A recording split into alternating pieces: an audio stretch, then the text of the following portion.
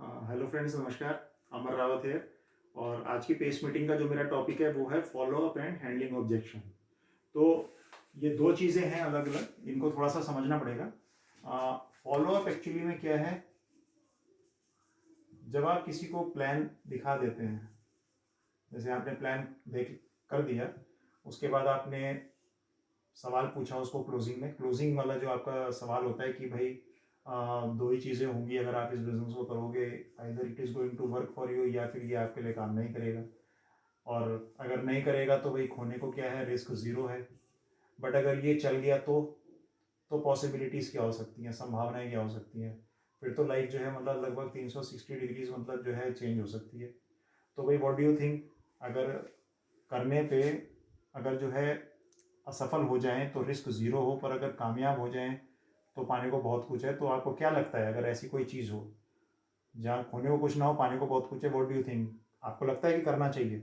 अब अगर वो आदमी ये कहता है आपसे कि हाँ करना चाहिए, तो इसका मतलब अब हमको उसको ये नहीं पूछना है कि अच्छा तो अब आप बताइए आप करेंगे नहीं करेंगे, क्योंकि उसने सवाल का उत्तर दे दिया। तो ऐसे कंडीशन में हम क्या करेंगे, हम उसके साथ हाथ मिलाएंगे, हम कहेंगे बहुत अच्छा लगा मिस्टर सिंह जी, या मैं कहूँगा भाई नीरज, बहुत अच्छा लगा भाई आपकी बात सुन के। मेरा भी यही मानना है कि भाई अगर कोई अवसर हो जिसमें प्रयास करने में अगर खोने को कुछ ना हो, और अगर प्रयास करने में पाने की बहुत ज़्यादा उम्मीद हो, है ना, तो एक बार प्रयास बनता है। और फिर मैं उसको यही बोलूँगा कि ठीक है, आगे आप जानना चाह रहे होंगे कि क्या फॉर्मेलिटीज़ करनी पड़ेंगी। वो अगर वो कहता है हाँ बताओ आगे क्या करना है, तो मैं उसको कहता हूँ भाई दो डॉक्यूमेंट्स आपके मुझे चाहिए। और ये दो डॉक्यूमेंट्स, एक आपका जो है बैंक का मेरे को डिटेल चाहिए, और एक आपका जो है आईडी प्रूफ चाहिए, आपका एड्रेस प्रूफ चाहिए मेरे को। तो मैं इस तरह से उसको क्लोज कर रहा हूँ। ये जो चीज़ है ये फॉलोअप है, यानी प्लान करने के बाद मैं ये जो भी प्रक्रिया कर रहा हूँ, दिस इज ऑल फॉलोअप। इसको पूरा ये क्या है, ये फॉलोअप में चल रहा है। अब जब वो आदमी अपना लेके आएगा, जैसे उसने बैंक की डिटेल चाहिए, तो मैं उसको पूछूंगा ये दोनों चीज़ें होंगी आपके पास? अगर मैं उसके घर में हूँ तो मैं उसको पूछ लेता हूँ दोनों चीज़ें होंगी आपके पास? आप मुझे वो ला के दीजिए, मैं उसका जो है शॉट ले लूँगा कैमरे से, और यही फॉर्मेलिटीज़ हैं। क्या आप ला सकते हैं? अब मान लो जब वो लेके आता है, तो मैं उसको अब आगे, मान लो वो डॉक्यूमेंट्स वगैरह ले आया, तो मैं अब उसको क्या बोलूँगा, मैं उसको बताऊंगा कि देखिए, जब आप इस बिजनेस में जब आ रहे हैं तो ये पार्टनरशिप का बिजनेस है, और मैं यहाँ पे उसको कुछ वादे करूंगा। एक्चुअली में फॉलो अप का मतलब है कि हम उसको उसके साथ क्या प्रॉमिस कर रहे हैं हम उसको, ठीक है ना। और फॉलो थ्रू जब हम बोलते हैं, follow up and follow through होता है कि जब हम उन प्रोमिस को जो हमने कागज में करी है, जब हम उसको एक्चुअली में हम करते हैं, उसको कहते हैं फॉलो थ्रू। तो फिर हम उसको बोलेंगे ठीक है भाई, अब आप बिजनेस शुरू कर रहे हैं तो आप चीज़ समझ लीजिए कि भाई हम एक पार्टनरशिप के अंदर हम लोग एंटर कर रहे हैं। तो यहाँ पे क्या होगा, कुछ काम जो है, कुछ रोल आपका होगा, कुछ रोल जो है टीम का होगा इसके अंदर, है ना। मेरा काम क्या होगा एज अ टीम, हमारा काम क्या होगा कि हम आपको गाइड करेंगे, हम आपको कि भाई कैसे आगे करना है, क्या टूल्स आपको ज़रूरत पड़ेंगे वो आपको बताएंगे, है ना। मीटिंग्स कहाँ होनी है वो हम आपको बताएंगे। मेंटरशिपिंग का हम आपको जो है मतलब एक प्रोग्राम देंगे जिसमें हम आपको पग पग पे आपकी हम मदद करने वाले हैं, है ना। ये सब हम करेंगे, पर हम आपसे भी कुछ उम्मीद करते हैं, और वो उम्मीद हम आपसे क्या करते हैं कि भाई आप जो है टीचेबल रहेंगे, है ना, आप टीचेबल रहोगे, है ना, आप अकाउंटेबल रहोगे। यही दो चीज़ें सबसे इंपॉर्टेंट है। पहले तो टीचेबल का मतलब जैसा बताएंगे वैसा करना है। अकाउंटेबल का मतलब क्या है कि भाई अगर हम आपको बोलें कहीं मीटिंग में आना है, तो भाई आप अगर बोलते हैं आएंगे तो भाई आइए फिर। या हम आपको बोलेंगे भाई टूल्स, भाई सीडीज या बुक्स पे आपको आना है, तो आपकी अकाउंटेबिलिटी मायने रखती है। यानी अकाउंटेबिलिटी मतलब रिस्पॉन्सिबिलिटी, पहले ही बता रहे हैं हम आपको। जैसा हम आपको बताएंगे अगर आप वैसा करेंगे, तो फिर चांसेस हैं कि ये पार्टनरशिप वर्क कर जाएगी, यानी इसमें हमको सफलता मिल जाएगी। अगर जो आपको बताया जाएगा आप वो नहीं करेंगे, तो सफलता मिलनी नहीं है। और अगर हमें मालूम है कि भाई आप ये सब काम नहीं कर रहे जो हम आपको बता रहे हैं, तो हमें मालूम है अपने तजुर्बे से सक्सेस मिलेगी नहीं, तो फिर हम आपके साथ इतना टाइम लगाएंगे किस लिए? तो ये समझ लीजिए, तो ये फॉलोअप है। यानी अब उस आदमी के डॉक्यूमेंट्स आ गए, और उस आदमी को मालूम है कि भाई मेरे से क्या उम्मीद करी जाती है। हमें कुछ छुपाना नहीं है, हमें उसको क्लियरली बता देना है फॉलोअप के अंदर कि भाई ये चीज़ें हैं। कई बार क्या होता है, हम लोगों को ये सारी चीज़ें बताते नहीं, और बाद में हम उसको बोलते हैं कि भाई ओपन में आ जाओ, मीटिंग में आ जाओ, फिर वो कहता है भाई ये क्या चीज़ है, आपने तो पहले बताया नहीं था। तो फॉलोअप का मतलब क्या है, जो भी हम उसके साथ आगे भविष्य में करने वाले हैं उसका उसको आप पहले ही क्लियर कर दीजिए, ठीक है ना। अगर वो बंदा कहता है यहाँ पे कि भाई सब कुछ तो ठीक है पर मैं मीटिंग्स में नहीं आ पाऊंगा, तो आप उसको बोलो कि क्या मैं ये आप मेरे से ऐसा कहना चाह रहे हैं कि आप 1 लाख रुपए बनाने के लिए कुछ मीटिंग्स में नहीं आ सकते, हफ्ते में आप 1 घंटा नहीं निकाल सकते अगर आपकी फैमिली की 1 लाख रुपए की इनकम बढ़ जाए। अगर वो कहता है जी मुझे को सीडी सुनना, मैं बुक नहीं पढ़ूंगा, मेरा शौक नहीं है, तो उसको बोलो यार मैं भी समझ रहा हूँ आपकी बात, बट क्या आप मेरे से ये कहना चाह रहे हैं कि भाई आपके परिवार की 1 लाख रुपए इनकम बढ़ने का मौका हो, फिर भी आप जो है रोज जो है 10 पन्ने किताब के नहीं पढ़ सकते? Is this what you are telling me? है ना? तो हम यहाँ पे इस तरह से उसको क्लियर कर लेंगे। मेरा मानना है कि जब मैं उसके घर से उठूंगा तो ये क्लियर करके चलूंगा कि जिसके डॉक्यूमेंट्स मेरे पास आए हैं, जिसके साथ मैं पार्टनरशिप में आ रहा हूँ, उसको क्रिस्टल क्लियर है कि मैं उससे क्या उम्मीद करता हूँ, उसको भी मालूम है कि अमर रावत जी मेरे से क्या उम्मीद करते हैं। ठीक है, तो दिस इज फॉलो उसको। बाद में फिर हम यही चीज जो हमने उसको बोला है मेंटरशिपिंग प्रोग्राम करेंगे, तो फिर बाद में हम उसको जो हमने बोला है, उसको प्रॉमिस किया, वो हम करेंगे। उसकी लिस्ट बनाने में हेल्प करेंगे, कॉल सेशन में मदद करेंगे, उसके लिए प्लान्स करेंगे, उसके लिए प्रोडक्ट की नॉलेज उसको उपलब्ध कराएंगे। ये सब काम मैं करूंगा, वो अलग चीज है। अब सवाल ये उठता है कि ये तो हो गया एक तरह से कि ये ए बंदा है, बट कुछ बार क्या होता है कि जब हम आदमी से बात करेंगे तो यहां तक जब बात पहुंचेगी प्लान करने के बाद, और जब मैं उसको बोलूंगा कि भाई पाने को सब कुछ है और खोने को कुछ नहीं, तो व्हाट डू यू थिंक, काम करना चाहिए? वो कहेगा हाँ करना चाहिए। मैं कहूँगा भाई बहुत अच्छी बात है, मैं भी कुछ ऐसे लोगों को ढूंढ रहा हूँ, मेरा भी यही मानना है कि भाई अगर खोने को कुछ नहीं तो करना चाहिए। तो आप आगे जानना चाहते हैं कि क्या करना होगा फॉर्मेलिटीज के लिए? तो यहाँ पे कई बार बंदा बोलेगा हाँ वो तो ठीक है, परंतु अब यहाँ पे उसके क्या है, क्वेश्चंस आ जाएंगे। अब ये दूसरा हिसाब किताब हो गया। This is type 2 people. Type 1 में तो बहुत इजीली वो फ्लो करके चला गया। अब ये है टाइप 2, यानी किंतु वो बोले, किंतु वो तो आपकी सारी बात सही है, करना चाहिए, परंतु किंतु इसके प्रोडक्ट महंगे हैं। अच्छा अब क्या करेंगे यहाँ पे? तो ऐसे सिचुएशन में हम क्या करेंगे, इसको आप समझिए हैंडलिंग ऑब्जेक्शन। हैंडलिंग ऑब्जेक्शन का मतलब क्या है कि जब आदमी मेरे से बोलता है कि वो तो ठीक है परंतु तो मैं उसको कहता हूँ हाँ बिल्कुल बोलिए, क्योंकि हमें तैयार रहना है सवालों के लिए। सवाल अगर कोई पूछ रहा है तो वो बुरी बात नहीं है, अच्छी बात है, उसके दिल में जो है वो हमको बता रहा है, हमें भी पता लग जाता है कि इसको कितना प्लान समझ में है। तो अक्सर लोग क्या कहते हैं, प्रोडक्ट महंगे हैं, मैं कहता हूँ अच्छा। अब यहाँ पे हमें ब्रिजिंग करनी है, हमें उसको टोकना नहीं है, उसके सवालों के जवाब नहीं देने। हम लोग क्या करेंगे, अच्छा हाँ हाँ हाँ, और आपको क्या लगता है? फिर वो हो सकता है कुछ बार लोग बोलते हैं अरे भाई साहब पर टाइम भी नहीं है, हम फिर उसको लिख लेते हैं, क्योंकि कॉपी तो हमने निकाली रखी है, उसको प्लान तो हम लिख देते हैं टाइम। हम कहते हैं हाँ और बताइए नीरज जी, टाइम के अलावा और क्या लग रहा है आपको, और बताइए। फिर हम चुप रहते हैं, हम उसको बोलने दे रहे हैं, हाँ और बताइए। फिर वो कहता है मैं लोगों को भी नहीं जानता। हम कहते हैं हाँ बिल्कुल अच्छा, और अब जब हम उसको ऐसे बोलेंगे तो आदमी मैक्सिमम क्या बोलेगा, 2 चीज बताएगा, 3 चीज बताएगा, 4 चीज बताएगा। जब मैं उसको बोलूंगा और बताइए, मैंने अभी कोई जवाब नहीं दिया उसकी किसी चीज का, तो अंत में आदमी क्या बोलता है, नहीं और तो कुछ नहीं। तो जब वो ये बोलेगा और तो कुछ नहीं, यानी और तो कुछ नहीं है, तो फिर मैं क्या कहूंगा, मैं उसको मैं कहूंगा अच्छा। अब एक चीज का ध्यान रखना, हैंडलिंग ऑब्जेक्शन है या मतलब हम बात करें तो यहाँ पे हमें एक्चुअली में उसके सवालों के अभी जवाब नहीं देने, आप अवॉइड ही करके रखिए। जहां आप उसके सवालों के जवाब देने में पड़ जाएंगे, वहां क्या होगा, आप जो है उस बंदे को कंफ्यूज करोगे, या फिर वहां पे कई बार आर्ग्यूमेंट्स हो जाती हैं।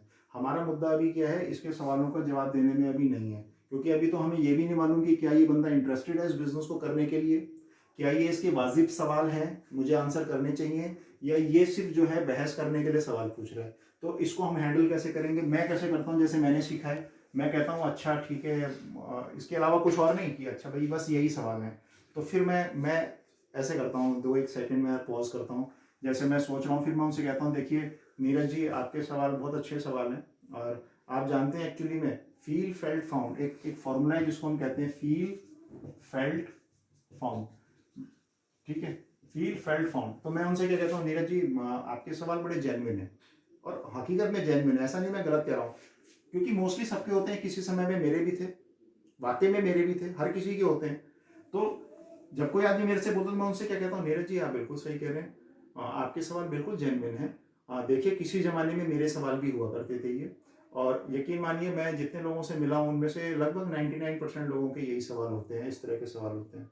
पर आप जानते हैं मैंने क्या पाया, व्हाट आई हैव फाउंड, जब मैंने इस प्लान को देखा था, मेरे भी यही सवाल थे, फिर मेरे को ये पता लगा अपनी अप्लाइन से कि इन सारे सवालों के, ये जो सवाल हैं इनके सॉल्यूशन उपलब्ध हैं। तो नीरज जी मैं एक सवाल पूछना चाहूंगा, अगर इन सारे सवालों के आपको सॉल्यूशन मिल जाएं तो are you ready to work?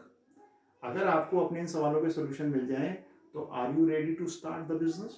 क्या आप शुरू करने को तैयार हो? अगर वो बंदा बोलता है कि हाँ अगर मुझे इनके सॉल्यूशन मिल जाएंगे तो मैं इसको शुरू करने के लिए तैयार हूं, तो मैं आगे की बात करूंगा। परंतु अगर बंदे ने मेरे से बोला कि भाई साहब अगर सोल्यूशन भी मिल जाए, मैंने तो करना ही नहीं है, तो मैं इसके आगे बात नहीं करता। मैं कहता हूँ थैंक यू सो मच यार, बहुत अच्छा लगा आपसे मिलके, चलते हैं यहाँ से। अब मान लेते हैं वो कहता है हाँ अगर मुझे इनके सोल्यूशन मिल जाएंगे हम बिल्कुल करना चाहेंगे, तो मैं यहाँ पे उसके सवालों के जवाब नहीं दूंगा। मैं उसको बोलूंगा बहुत अच्छी बात है, मैं क्या आपसे एक दो सवाल कर सकता हूँ? वो कहेगा हाँ। मैं कहूंगा अगर आपकी परमिशन हो, ऑलवेज सीक परमिशन, तो मैं ये पूछना चाहूंगा नीरज जी कि आपने कहा आप इस बिजनेस को बनाना चाहेंगे, आप इस बिजनेस को क्यों बनाना चाहेंगे? मैं देखिए कहाँ पे आ जाऊंगा, क्यों? ये बिजनेस में अगर आप लोगों को लेके आओगे तो लॉजिक काम नहीं करेगा, इमोशंस काम करते हैं, ठीक है? लॉजिक तो इस बिजनेस में कुछ दिखाई ही नहीं देता कि हम गोले बना के जो है इतना मतलब फाइनेंशियल फ्रीडम ये सब मिल सकता है, ठीक है ना? लॉजिक नहीं लगता। ये प्लान जो है जैसा दिखता है एक्चुअली में वैसा है नहीं, ठीक है ना? तो लोग इसी में कंफ्यूज हो जाते हैं, है ना? तो इतना सिंपल है कि उम्मीद ही नहीं होता इतना कुछ मिल पाएगा। तो मुझे क्या करना है, मैं उसको पूछूंगा क्यों आप इसको करना चाहते हो। आमतौर पे आदमी क्या बोलता है, मैक्सिमम लोग क्या बोलते हैं, यार पैसे के लिए। तो मैं उनसे दूसरा सवाल पूछता हूँ, मैं कहता हूँ नीरज जी ये बताइए कि पैसा आपके लिए इतना जरूरी क्यों है? और क्योंकि आपकी जॉब तो अच्छा चल रहा है, या आपका बिजनेस तो अच्छा चल रहा है, आपका तो प्रॉपर्टी का काम अच्छा चल रहा है, आपका तो शोरूम अच्छा चल रहा है। तो मैं उनसे पूछता हूँ नीरज जी पैसा, पर आपको और पैसा क्यों चाहिए? आपकी जॉब तो अच्छी खासी चल रही है, आपका बिजनेस अच्छा चल रहा है। और फिर वो क्या कहता है, नहीं यार पैसा चाहिए, पैसा क्योंकि अगर खुदा नहीं है तो खुदा से भी कम नहीं है। मैं कहता हूँ यार बात तो बिल्कुल सही कह रहे हो आप। अच्छा फिर मैं उनसे कहता हूँ नीरज जी ये बताइए यार ब्रदर, मान लेते हैं कि आज आपकी जो अमाउंट है उसमें मान लेते हैं फॉर एन एग्जाम्पल अगर 1 लाख रुपए बढ़ जाएगा, क्या करना चाहोगे आप? अब मैं उसकी किस बारे में बात कर रहा हूँ, इमोशंस के बारे में हम बात कर रहे हैं, हम उसके इमोशंस के बारे में बात कर रहे हैं यहाँ पे। अब वो मेरे से कुछ ना कुछ बोलेगा। कई बार लोग नहीं बोलते तो मैं उसको कहता हूँ देखो यार मैं समझ रहा हूँ आपके, यार मेरे से भी पहली बार जब ये सवाल पूछा गया था मैं भी लाजवाब था, बट फिर मेरे को समझ में आया कि भाई अगर इस तरह का अगर एक्स्ट्रा 1 लाख रुपए आ जाए तो यार बहुत चीज़ें कर सकते हैं। साल के 12 लाख रुपए होते हैं, मकान की किस्त जा सकती है, नया मकान अगर ले, कोई प्रॉपर्टी खरीद सकते हैं उसकी किस्त निकल, कार नहीं ले सकते हैं, महीने की उसकी अच्छी खासी किस्त, अगर एसयूवी वगैरह लें उसकी किस्त निकल सकती है, बच्चों की एजुकेशन हो सकती है किसी अच्छे बोर्डिंग स्कूल में, है ना? घर को रेनोवेट कर सकते हैं, हर घर में एसी लगा सकते हैं यार, बाइक अच्छी खरीद सकते हैं, वाई नॉट, बहुत कुछ कर सकते हैं, ट्रैवलिंग कर सकते हैं, टूर ट्रैवल्स पे अपने बच्चों को विंटर वेकेशन समर वेकेशन में बहुत अच्छी जगह ले जा सकते हैं। क्यों नहीं? 12 लाख रुपए अगर साल का अगर एक्स्ट्रा आ जाए, बहुत कुछ करना चाहेंगे, कुछ सेविंग करना चाहेंगे फ्यूचर में बच्चों के लिए, बहुत कुछ कर सकते हैं। तो जब मैं बात करता हूँ तो फिर वो बंदा भी कहता है हाँ हाँ बिल्कुल कह रहे हो ऐसे।